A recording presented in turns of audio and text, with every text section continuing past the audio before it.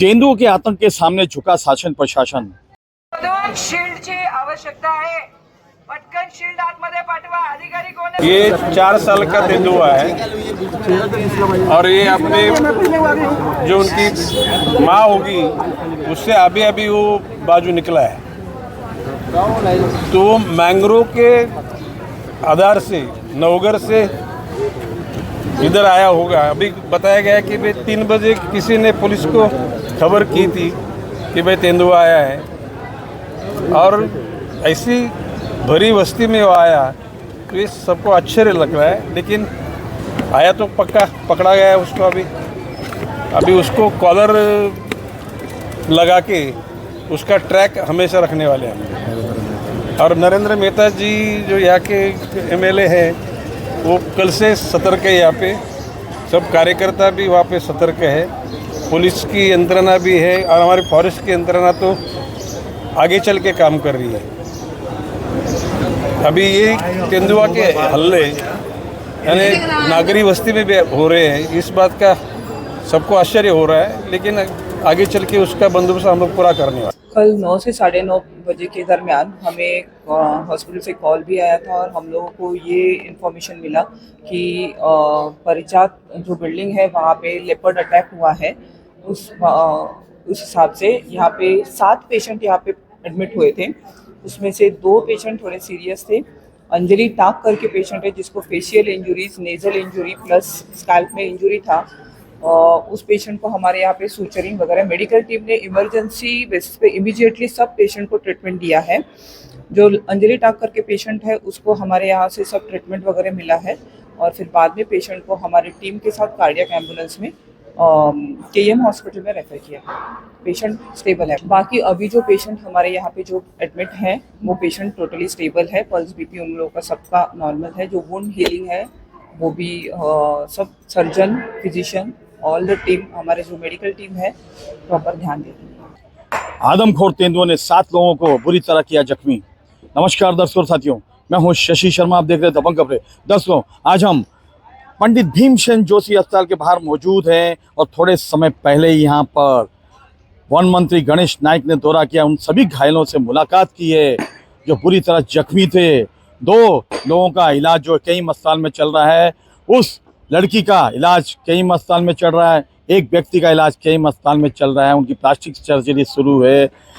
परिवहन मंत्री प्रताप सरनाइक ने बड़ी ही सराहनीय भूमिका निभाते हुए उन दोनों को कई अस्पताल में शिफ्ट किया है और कहा जितना भी खर्च लगे मैं वहन करूंगा। बहुत सराहनीय भूमिका। सवेरे से ही दोनों विधायक नरेंद्र मेहता, प्रताप सरनाइक मौके पे मौजूद थे और जब तक तेंदुआ नहीं पकड़ा गया तब तक दोनों विधायक वहीं मौजूद थे। सभी जनता ने उनकी सराहनीय भूमिका को तहे दिल से शुक्रिया अदा किया है। लेकिन जिस तरीके से शहरी इलाकों में तेंदुओं की दस्तक है वो कहीं ना कहीं गंभीर विषय है और इस तरह के अगर तेंदुए शहरी इलाकों में दस्तक देंगे तो लोगों का जीना जो है दुभर हो जाएगा। होगा भी क्यों ना, क्योंकि हमने कंक्रीटों के जंगल का जाल बिछा दिया पूरे शहर में। हमने बहुमंजिला इमारतें बना दी। मीरा भाईंदर का चौमुखी विकास हुआ, बहुमंजिला इमारतें बनी, लेकिन हमने कहीं ना कहीं इन वन प्राणियों के ऊपर भी अत्याचार करते हुए वनों को नष्ट किया है, CRZ को नष्ट किया। आखिर इसका जिम्मेदार कौन है? इसके जिम्मेदारों को मंथन करना होगा, लेकिन कोई मंथन नहीं करता है। सभी अपने फायदे और मुनाफे के चक्कर में भूल जाते हैं कि ये जानवर भी जिनके रहने का हम नष्ट करेंगे तो कहीं ना कहीं शहर में आएंगे। वही हाल देखने को मिला, नज़ारा देखने मिला और गंभीर रूप से 7 लोग घायल हुए। आइए जानते हैं घायलों से, जानते हैं क्या कहना चाहेंगे और उस लड़की के भाई से जानते हैं क्या कहना चाहेंगे। क्या बोलना चाहेंगे पूरे घटना में? मेरे बहन पे जो हमला हुआ है वो सब लोग इलाज कर रहे ऐसा बोल रहे हैं। पूरा 48 घंटा हम लोग साथ में थे। 10 मिनट आने से, साथ में रहने से आप जो बोल रहे हो, हम लोग को सबसे ज़्यादा मदद की है प्रताप सरनाइक साहब ने। प्रताप सरनाइक साहब घर पे आए, सब किया, लगातार मेरे साथ कॉल पे रहे और उन्होंने बोला, बेफिक्र होके यही बोला कि आप बिल्कुल चिंता मत करो, सब इलाज होगा, सब इलाज होगा। ये जो साहब अभी आए हैं इनसे मेरा बात कभी नहीं हुआ और वो जो सेवा दे के गए बढ़िया बात है, बट मेरे को एक चीज़ बोलना है। ये जो आप बोल रहे हो कि फॉरेस्ट डिपार्टमेंट के अंदर जो ये हुआ है, अगर एक पुलिस वाले के अंदर कोई चोर कैद हुआ है और वो चोर बाहर निकल के किसी को हमला कर दे तो जिम्मेदारी किसकी होती है? पुलिस वालों की होती है। उसी प्रकार से जो वन क्षेत्र है उसमें सरकार ने बिठाया हुआ है वन क्षेत्र के अधिकारी को, तो उसमें जवाबदारी होती है वन क्षेत्र के अधिकारियों की कि वो चीता उधर से बाहर कैसे निकला, उसका ट्रैकिंग होता है हर चीज़ का।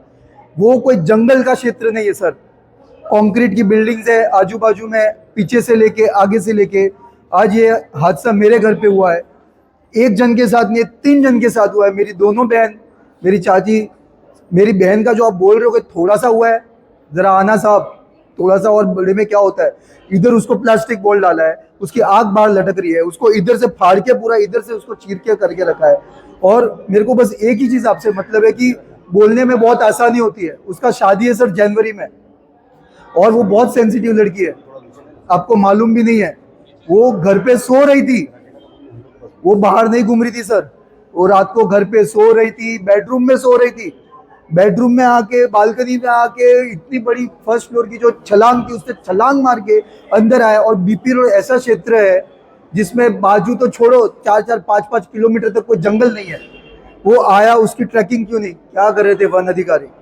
वो जवाबदारी उसकी थी। अगर ये जो हमला हुआ है तो जवाबदारी किसकी बनती है? हमको चेक दिया है, वो चेक से क्या उसका जो पूरा वो होगा वो पूरी जिंदगी भर आएगा? उसको सर इतने बड़े बड़े घाव लगे जिसकी कोई सीमा नहीं है, क्योंकि वो बहुत सेंसिटिव लड़की है। और मेरा बस हाथ जोड़ के यही अधिकारी से सबके से निवेदन है कि हम लोग के घर पे जो हादसा वो एक जन के साथ नहीं हुआ है सर, वो 3 जन के साथ हुआ है, एक्चुअली 4 जन के साथ हुआ है। मेरे चाचा ने उसको पीछे से पकड़ा, लेपर्ड को, तो चाचा का पूरा हाथ फाड़ दिया, मुंह फाड़ दिया। ये काम चाचा का था पकड़ना कि किसी और का था? मेरे को बस इतना आप सबसे जवाब चाहिए, क्योंकि आने से, काम करने से, सपोर्ट करने से जो हुआ है वो टाला नहीं जा सकता। अभी भी मैं यही बोल रहा हूँ, कुछ ऐसे मेजर्स लिए जाए कि आज मेरी कोई दूसरी बहन भी हो, उसके घर पे ऐसा ना हो। आज मेरे घर पे हुआ है, कल किसी और के घर पे भी होगा, उसकी तकलीफ भी हमारी तकलीफ है। आज मैं ये बोल रहा हूँ, आज हम लोग मजबूत बैठे, हमारे मम्मी पापा जो भी हो बहुत डिसेंट लोग हैं, उनको मालूम ही नहीं है। हम लोग एजुकेटेड लोग हैं। आज भावेश कुमार और मैं सब लोग आए तो ये जाके काम हो रहा है, वरना इन लोग से भिड़ना, इन लोग से लड़ना कि ये हॉस्पिटल में सर लाश है पड़ी है सर, उधर हम लोग ने इलाज कराया, पर वो हम लोग को फिर भी आश्वासन दिया प्रताप सरनाइक सर ने। और प्रताप सरनाइक सर, मैं बोल रहा हूँ, जिनको नहीं मानते तो समझना चाहिए उनको एक्चुअली कौन है वो। लोग आए गए, पर मैं बोल रहा हूँ आज भी साहब थे, साहब है, और साहब हमेशा हम लोग को हेल्प किया। बट फिर भी मेरा एक ही क्वेश्चन है अधिकारियों से कि वो जो लेपर्ड आया वो आया कहाँ से? और हम लोग को ये जो मुआवजे से नहीं होता है सर, आपके पास अरबों रुपया है, हम लोग को 5,000 दे के, 50,000 दे के, लाख दे के जो हम लोग के घाव भरे वो कभी गंभीर नहीं होने वाले, क्योंकि वो पूरी जीवन भर के और कुछ नहीं बोले। वो जब गली में हल्ला हुआ कि तेंदुआ आया, तब मैं गली में घर से बाहर निकला और आके देखा कि तेंदुआ आया हुआ था, और तेंदुआ था वो मेरी बहन के घर के अंदर घुसा हुआ था। तो वैसे उसने घर में घुसने की कोशिश की, तो बहन और 2 भांजी थे, उसमें बहन और एक भांजी तो बाहर निकल गई थी, जो बेडरूम में सोई थी वो अंदर ही रह गई। तो हम लोग जब देखा कि वो बहन के घर के अंदर ही घुसा है, तब हम लोग उसको बचाने के लिए मेन डोर से खोल के अंदर घुसे। तब तेंदुआ ने सीधा आके हमारे पे अटैक किया। मैं था, मेरे साथ में 3-4 नगर पालिका वाले भी थे, उन्होंने भी अच्छा सहयोग किया, और लेकिन लड़की बच गई क्योंकि बेडरूम में अकेली थी, और उस टाइम पे तेंदुआ भी बेडरूम में था। हम लोग नाश्ता करके आ रहे थे, तो उसके बाद चाचा थे एक मेरे गांव के हैं, तो उनको पहले काटा, उसके बाद मेरे को, और स्कूटी के बगल में वो बैठा हुआ था, हम लोग देख नहीं पाए, पहले उनको काट लिया, उसके बाद मेरे को, उसके बाद उधर चला गया दूसरे के बिल्डिंग में, और उसके बाद उन लोग को भी काट लिया। दर्शकों, हमने शुरुआत में आपको सुनाया वन मंत्री ने क्या कहा, क्या संदेश जारी किया। अब सुनाते हैं उन्होंने जो घायलों के साथ में वार्तालाप किया है, उनका हालचाल जाना है, क्या कहना चाहेंगे वन मंत्री। को खर्चा करना नहीं पड़ेगा, पूरा शासन खर्चा करेगा, और उनका रोजंदारी भी डूबा है, उसकी भी उनको सहूलियत दी जाएगी।